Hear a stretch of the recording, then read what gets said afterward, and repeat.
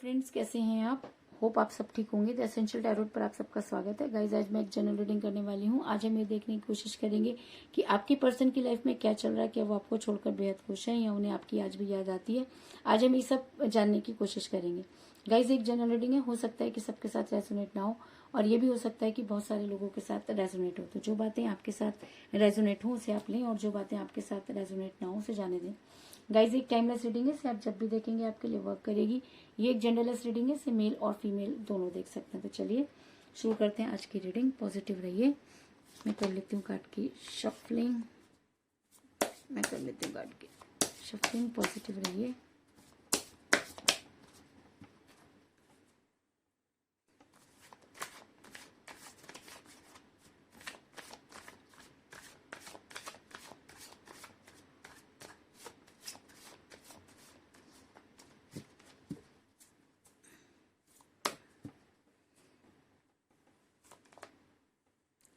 The Emperor,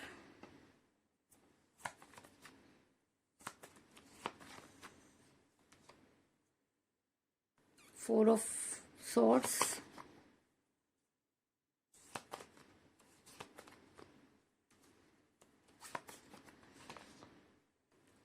Three of Swords,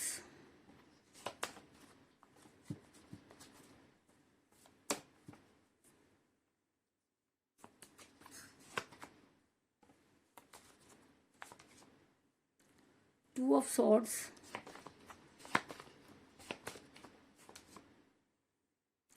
King of Wands,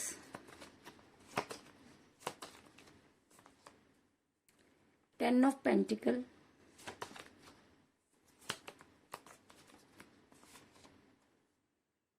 Ace of Cups,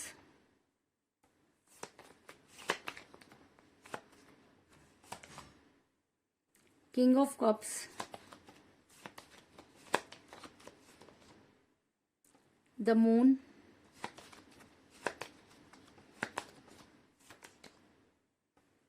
Five of Swords और bottom of deck के guys judgement.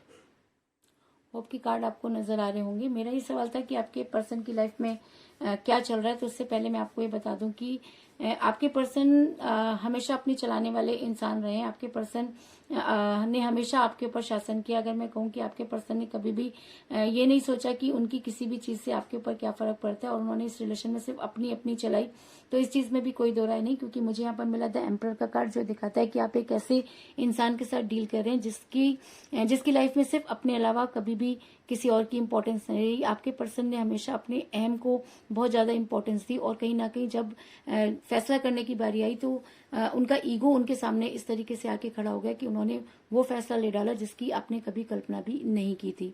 जब आपके person आपके साथ relation में थे तब भी वो दो चीजों को बैलेंस करते हुए नजर आ रहे हैं और ये दोनों चीजें उनके लिए इंपॉर्टेंट रही होंगी। ये दोनों चीजों में से वो किसी को भी छोड़ना नहीं चाहते थे। ऐसा मैं इसलिए कह रही हूँ क्योंकि मुझे यहाँ पर मिला है टू ऑफ सॉर्ड्स का कार्ड, जो दिखाता है कि आपके पर्सन हमेशा से ही दो चीजों को बैलेंस करके चलते रहे। आपके पर्सन ने कभी भी आपको कोई स्ट्रॉन्ग कमिटमेंट नहीं दिया। आपके पर्सन ने हमेशा आपको टालने की कोशिश की। आपके पर्सन की लाइफ में पहले से कोई और हो सकता है। आपके पर्सन की लाइफ में थर्ड पार्टी थी, इस चीज में भी कोई दो राय नहीं।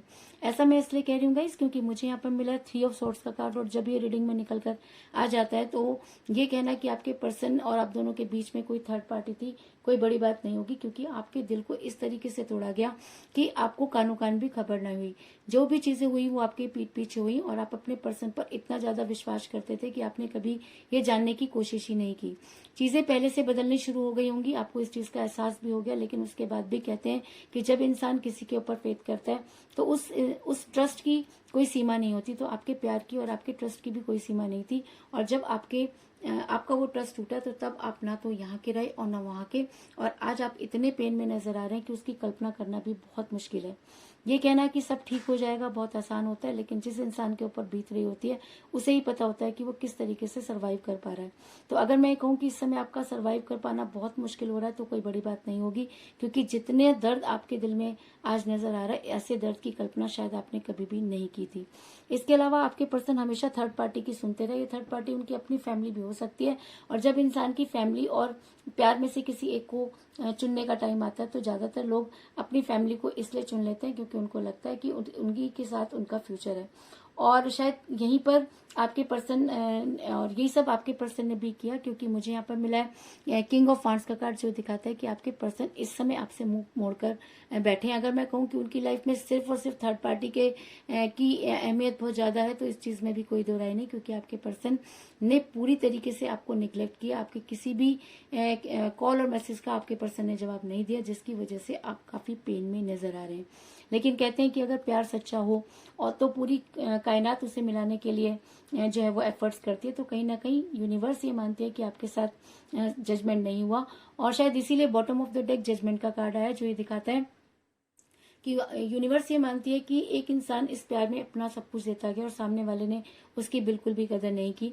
एक इंसान जो आज भी अपने प्यार को पाना चाहता है और दूसरा उस प्यार को छोड़कर भागना चाहता है, तो कहीं ना कहीं यूनिवर्स अब इस रिलेशन में जजमेंट करना चाहती है, क्योंकि जब कोई इंसान तन मन धन से किसी रिलेशन को निभाता है और उसके साथ धोखा होता है, तो यूनिवर्स उस इंसान को कभी माफ नहीं करती जो ऐसे इंसान को परेशान करता है या ऐसे इंसान को धोखा देता है।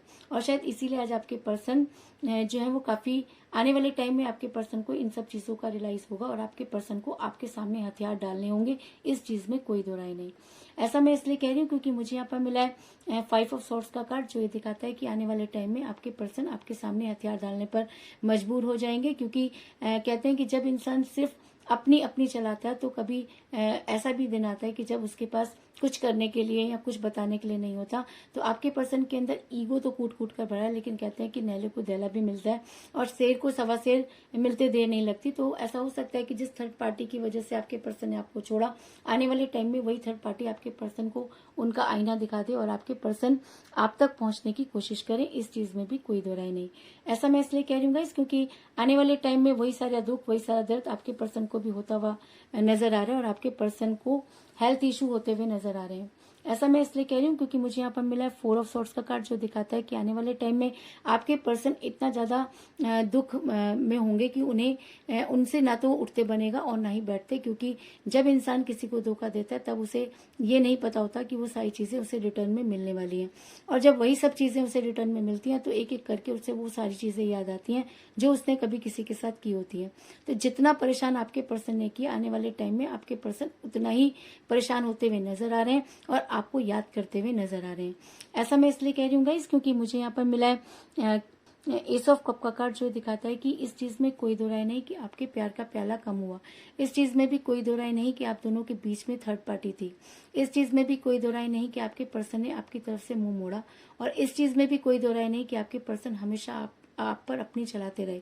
लेकिन आपको ये भी मानना होगा कि चाहे इंसान किसी के ऊपर कितनी भी अपनी चलाए, लेकिन जब वो इंसान उसकी लाइफ से चला जाता है तो उसे उसकी एहसास जरूर होता है। तो आपके पर्सन को भी आपके जाने का और आपको छोड़ने का एहसास होता हुआ नजर आ रहा है, और वो प्यार का प्याला जो आपकी लाइफ से खत्म हो रहा था, अब वो धीरे धीरे बढ़ता हुआ नजर आ रहा है, और आपके पर्सन इन सब चीजों को रियलाइज करेंगे और आपकी लाइफ में वापस आएंगे।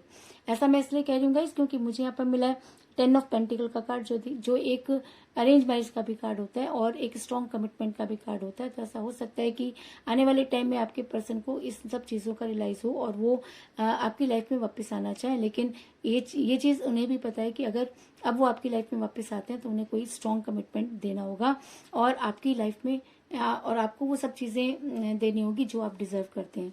ऐसा मैं इसलिए कह रही हूँ गाइस क्योंकि अगर आपके पर्सन आपकी लाइफ में वापस आते हैं, अगर उनके अंदर ये हिम्मत है कि वो आपका सामना कर सकते हैं, अगर इतना परेशान करने के बाद आज आपके पर्सन आपके सामने आके खड़े होने की हिम्मत रखते हैं, तो वो दिन दूर नहीं जब आपके पर्सन आपके लिए एक केयरिंग पर्सन साबित होंगे।